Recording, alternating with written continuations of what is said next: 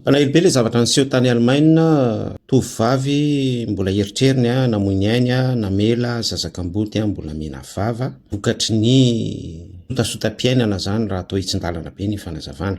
Ny afatra apitaiko amintsika surtout isika lehilahy zany de hoe soyez responsable. Zay le hoe soyez responsable amin'ny zavatra atao zay amin'ny acte atao de azafaly manimbanimba fotsiny sy azafaly miprofiter ny faiblesse ny olona ao anaty précarité sy ao anatin'ny détresse. Zay mantsy tena hoe mikorina be amintsika lehilahy malagasy zany. Rehefa en situation de faiblesse ny olona anankiray na tsy lehilahy ihany fa de nature humaine surtout ny malagasy.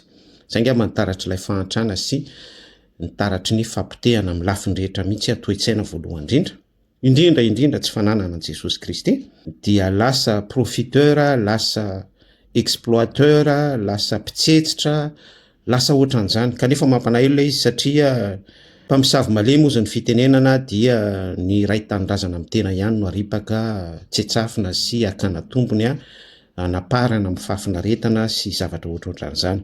Ny tena mampalahelo dia hoe ilay zaza mena vava tsy ny réclamer an'izany rehetrarehetra izany na ilay tovovavy ara hoe ny antony nandozany tanindrazana sy ny nandehanana tany Allemagne dia mba hoe esprit mba hoe te hivoatra amin'ny fiainana misy tanjona sy ohatran'izany kanefa vokatry ny hoe trangam-piainana sy ny pression sy ny zavatra ohatrohatran'izany dia exposé amin'ny anton-javatra izay tsy nandrasana sy tsy nirina dia rehefa tafiditra tao anatin'izay précarité zay dia malheureusement eo foana ny profiteur, eo foana ny mpanapatra sy ny mpitsetsitra sy ny ohatrohatran'izany. Ka ny afatra mba ampitaiko dia hoe raiso Jesosy Kristy ry zalahy. Rehefa manana an Jesosy isika lehilahy, Efesiana 5 dia responsable ary manome image an Jesosy Kristy pia ny ankonana tsy profiteur izany, afaka manolotra ny aitsika mihitsy isika amonjy ny malemy, amonjy ny ondry, amonjy ny ankonana, amonjy ny vady aman-janaka fa tsy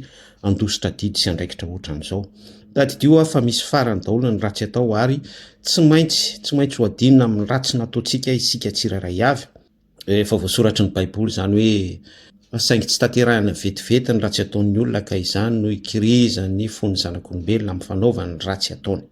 Surtout misy aina nalatsaka sy very izany impliqué amin'izany ny olona anankiray, ny lehilahy anankiray mafimafy ihany ny fitsarana tsy menasy zany tena hoe mafimafy ihany ny anadinana an'izany olona izany.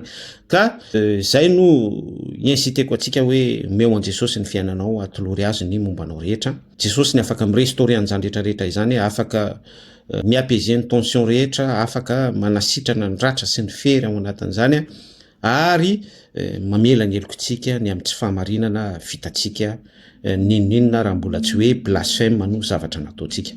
Tahin'Andriamanitra daholo mirary soa.